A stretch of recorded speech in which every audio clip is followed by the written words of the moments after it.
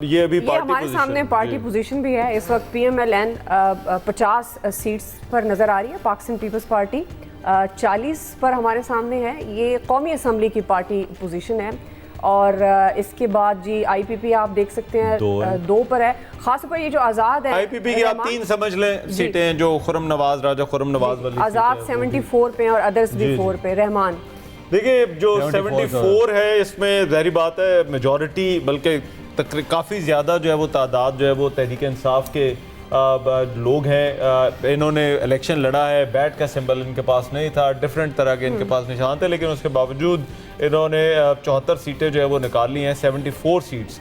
अब इसमें से देखना ये होगा कि पार्टी के साथ जो है वो कितने लोग जो है वो खड़े रहते हैं, और ये इम्पोर्टेंट सवाल होगा। कर रहे थे रहमान जावेद साहब मुजम्मिल, हम ख्वाजा आसिफ की सीट की ये NA 71 सियालकोट जीत गए हैं जी। ख्वाजा दाद देनी चाहिए ख्वाजा साहब के अगेंस्ट जो रेहाना साहिबा ने इलेक्शन लड़ा है, क्योंकि एक्स डिफेंस मिनिस्टर हों, एक्स फॉरेन मिनिस्टर हों, एक पार्टी का बड़ा सेंट्रल मेंबर हो एक आदमी, और काबीना का कंसिस्टेंटली हिस्सा रहा over the period of 2 decades और 2 नस्लों से सियासत। लेकिन मगर मैं इसमें मुजम्मिल एक चीज़ आप देखें, ये फैक्टर आपके अगेंस्ट भी जा सकता है, और ख्वाजा आसिफ के हल्के में ये फैक्टर थोड़ा सा है कि 93 से एक ही पार्टी है, एक ही कैंडिडेट है, वो मुसलसल जो है वो जीती जा रहा है, तो ये कई दफा आपके अगेंस्ट भी चला जाता है। उनके फ्रेश फेस को जो लोग 18 का जो इलेक्शन था ना, उसमें इसी उस्मान डार तभी तो बहुत नजदीक आ गए थे। 13 के इलेक्शन में इनका डिफरेंस ज्यादा था, लेकिन 18 के इलेक्शन में तो उस्मान डार तकरीबन जो है वो ख्वाजा आसिफ के साथ जो है वो पहुंच गए थे। इसीलिए ये कहा जा रहा है ना कि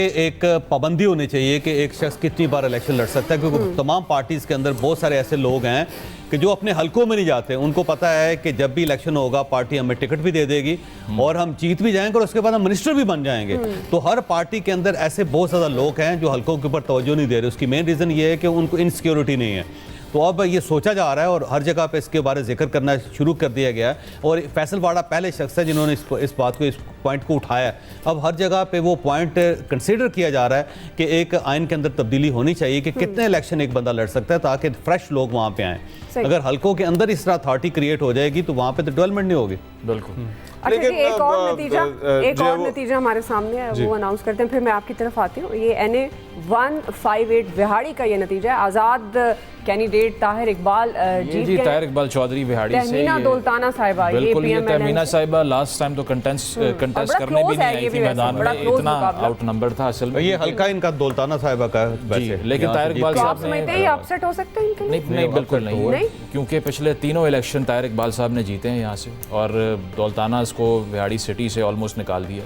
पहले ये काफ लीग में भी रह चुके हैं, फिर नून लीग का हिस्सा बने, फिर बाद में जनूबी पंजाब महाज बना, उसका हिस्सा बने, और इस बार इंडिपेंडेंट गए हैं। तो इनके लिए भी कैंपेन काफ़ी मुश्किल रही, हल्के से गायब रहे, लेकिन एक्सपेक्टेशन यही थी कि बड़ी लीड से जीतेंगे। क्लोज है फिर भी है। और मियां साहब इनको टिकट भी नहीं दे रहे थे, तहमीना दौलताना साहब। बिल्कुल। अच्छा, सोशल मीडिया पर एक खबर आ रही है मियां साहब शायद तकरीर भी करें, कोई 5 साढ़े 5, वैसे ये लेकिन इसको वेरीफाई करके कल भी देखें वो अता से बात कर रहे थे, तो वो जो है वो कल भी जो है वो बहुत, लेकिन वो अता ने उसकी बड़ी तरदीद की। उन्होंने कहा कि नहीं, मियां साहब को कोई ऐसा इरादा नहीं था विक्ट्री स्पीच करने का। वो वैसे रूटीन में अपने जो है वो अहबाब के साथ जो है वो इकट्ठे होकर शहबाज शरीफ साहब से सवाल हुआ ना, वोट को इज्जत होगा मतलब क्या? उन्होंने कहा कि जो आपको वोट दे उसकी इज्जत करो। नहीं, मगर मैं हो सकता है मियां साहब ने सोचा हो कि अगर माहौल बन गया तो करनी पड़ेगी, तो शायद वज़ारत उज़्मा के लिए आपको लग रहा है मियां साहब माहौल बनता हुआ देख रहे हैं? देखिए, अगेन वही है कि जब तक ये रिजल्ट्स कंक्लूड नहीं होते नहीं कहा जा सकता, क्योंकि अगर कोई ख़ास पावरफुल तरीके से नून लीग ना आई तो फिर मियां नवाज शरीफ साहब चाहेंगे कि उनकी जगह कोई और प्राइम मिनिस्टर बने, क्योंकि उनकी पहली शर्त ही ये थी कि सिंगल लार्जेस्ट पार्टी होगी तो मैं प्राइम मिनिस्टर बनूंगा। और अगर वो नहीं होते तो फिर उनके पास 2 ऑप्शन है, एक मियां शहबाज शरीफ हैं जो विलिंग है इसके लिए, दूसरा ये है कि वो अपनी पार्टी में से किसी और को, जैसे शायद काकान अब्बासी साहब थे, उनमें से उस टाइप का कोई और आदमी आगे ले आए, जिसमें एहसन इकबाल साहब का नाम भी पार्टी के अंदर गर्दिश कर रहा है कि अगर मियां नवाज शरीफ साहब उसमें से ले आते हैं तो फिर मेरा ख्याल है कोई एक फेस सेविंग हो जाएगी। लेकिन अगर दोबारा शहबाज साहब को लेके आते हैं तो बड़ा टफ हो जाएगा, क्योंकि अगर वो परफॉर्म नहीं कर पाते तो फिर पार्टी मेरा नहीं ख्याल कि अगली बार इलेक्शन लड़ने के काबिल भी रहेगी। पीएमएलएन में बड़े कैंडिडेट हैं, जिस तरह से आपको याद होगा ख्वाजा आसिफ ने भी बात की थी कि उनको भी पेशकश हुई थी, और एहसन इकबाल भी हैं, कुछ और भी बड़े नाम हैं जो प्राइम मिनिस्टर के कैंडिडेट के तौर पर अगर वो समझते हैं शाहिद खान अब्बासी को मौका मिल सकता है तो ये राइट जो है वो किसी और के पास भी अपॉर्चुनिटी जो है वो आ सकती है, फिर भी नाराज। लेकिन मेरा अपना ख्याल है कि शहबाज शरीफ शायद ज़्यादा सूटेबल हो, लेकिन असल जो फैसला है वो अब पीएमएलएन को करना है। जो ट्रेंड्स आ रहे हैं पंजाब साहब ने भी करना है फैसला, अगर उनके पास ज्यादा आजाद आ गए तो शायद prime minister Pakistan People's Party का बन जाए। आपको लग रहा है ज्यादा आजाद पीपल्स पार्टी की तरफ मेरा ख्याल है ऐसी सिचुएशन नहीं होगी। जो लार्जेस्ट पार्टी का अगर आप कहें कि वो ऑपोजिशन में बैठे तो ये बड़ा अनहोनी होगी पॉलिटिक्स के अंदर, पार्लियामेंट्री पॉलिटिक्स में। लेकिन मैं जो दूसरी बात कह रहा था कि जो सीएमशिप है पंजाब की, I think that is a question जिस पे वो कोई तकरीर मियां साहब की जो है मेरा ख्याल है वज़ीर आज़म से ज्यादा आई विल बी इंटरेस्टेड कि सीएम का जो है वो किसको नॉमिनेट करते हैं। मरियम नवाज साहिबा का भी नाम है इन हलकों में, सीएम वो भी है, और प्राइम मिनिस्टर के तौर पर भी है। अलीम खान साहब, क्योंकि अलीम खान साहब की ये अनफुलफिल्ड विश है, आपको तो याद होगा कि सबकी होती है वैसे सीएमशिप सर वो तो वैसे ज्यादती हुई थी, उस्मान बुज़दार साहब आ गए और वो रह गए। क्या कह सकते हैं, वैसे एन से उस्मान बुज़दार, एन से अलीम, नाम एन का ये एन वाला जो स्टोरी है ये तो चौधरी साहब बेहतर बता सकते हैं इसके पीछे क्या रहा है। वो कहते हैं लेकिन मसला ये है कि जो उस्मान बुज़दार साहब थे, एक तो इमरान खान साहब उनको नहीं जानते थे, इवन जहांगीर तरीन साहब उनको नहीं जानते थे, बल्कि जब ये पार्टी में शामिल हुए तो उस वक्त जब ये एक फंक्शन हुआ था जिसमें जहांगीर तरीन साहब के साथ सबकी तस्वीरें हुई थी, तो उसमें उस्मान साहब जो थे पीछे खड़े हुए थे, बुज़दार साहब, और कोई शख्स इनको नहीं जानता था। लेकिन ये कहा जाता है कि जो इनका तारुफ करवाया गया था वो एहसन जमील गुजर साहब ने करवाया था, वही बल्कि इनको लेके आए थे। जिस वक्त बनी गाला में इंटरव्यूज़ चल रहे थे तो उस वक्त कुछ लोगों को बुलवाया गया कि इनको चीफ मिनिस्टर बनाना चाहिए, तो उसमें उस्मान बुज़दार साहब को भी लाया गया। एहसन जमील गुजर साहब ने मुझे बड़ी मज़ेदार बात सुनाई। वो कहने लगे जब मैं उनको लेके आया, इमरान खान साहब से मुलाकात करवाई उनकी, तो थोड़ी देर बाद उन्होंने कहा ठीक है आप जाएँ। कहने लगे जब हम बाहर लेके जा रहे थे तो मैंने उसे कहा चलें आप, मैं आपको ग्लोरिया जीन्स पे कैपुचिनो पिलाता हूँ। तो कहने लगा वो इतने सादा आदमी थे कि उन्हें ग्लोरिया जीन्स का भी नहीं पता था, कैपुचिनो का भी नहीं पता था।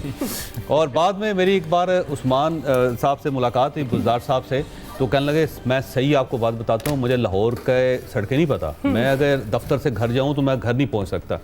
और ये बेसिकली सारा जो प्रोजेक्ट था एहसन जमील गुजर साहब का और बुशरा बेगम का था, और उन्हीं के कहने पे इनको चीफ मिनिस्टर बनाया गया था।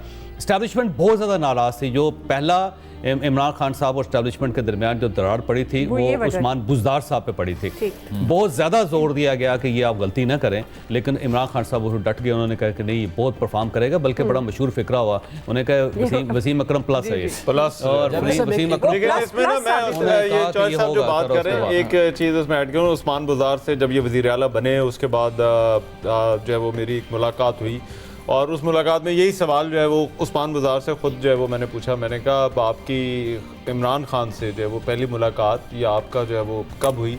तो उन्होंने कहा कि जब मुझे वज़ीर आला बनाने का फ़ैसला वो इमरान खान से मेरी दूसरी मुलाकात थी। पहली मुलाकात सिर्फ ऐसे थी कि सरसरी जिस तरह वो लोग आते हैं वो उन्होंने जो है वो उनसे मुलाकात कर उन्होंने कहा जी पीटीआई के अंदर शामिल हो रहे हैं, उसके बाद जो है वो ये बाहर चले गए। और उसके बाद जो दूसरी मुलाकात थी उसमें उन्होंने खुद जिक्र किया कि वो लाहौर के अंदर थे जहाँ पर जो है वो पहले स्पीकर का जो है वो इलेक्शन हो रहा था।